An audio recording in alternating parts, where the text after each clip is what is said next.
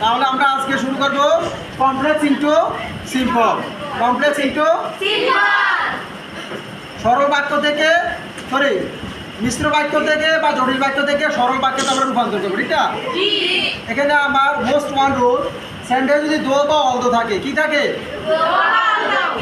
বাংলা অর্থ যদিও, বাংলা অর্থ কে?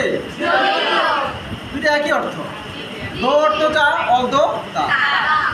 সিম্পল করার ক্ষেত্রে এক্ষেত্রে দো বা অল দোর পরিবর্তে বসবে ইনস্পাইট অফ অথবা ডেসপাইট, সেম মিনিং।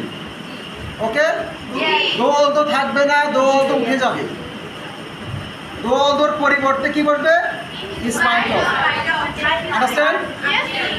যদি আমরা দো বা অল দোর পরিবর্তে ইনস্পাইট অফ ব্যবহার করি, এক্ষেত্রে আমাদের আরও কিছু রুল ব্যবহার করতে হবে। সেক্ষেত্রে সাবজেক্টের পসেসিভ প্রনাউন বসবে। কি বসবে? সেটা হচ্ছে যদি আই থাকে, কি থাকে? পরিবর্তে হবে নাই।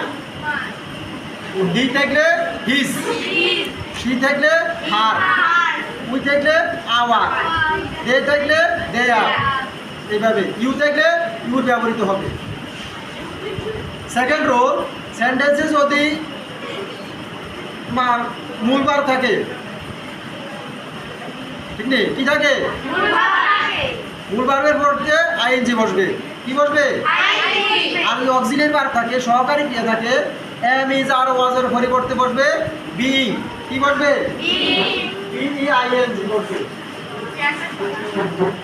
আর যদি হ্যাভ হ্যাজ হ্যাড থাকে, সেগুলো পরিবর্তে বসবে হ্যাভিং। কি বসবে? হ্যাভিং ব্যবহৃত হবে হ্যাভ হ্যাজ হ্যাড এর পরিবর্তে। তাহলে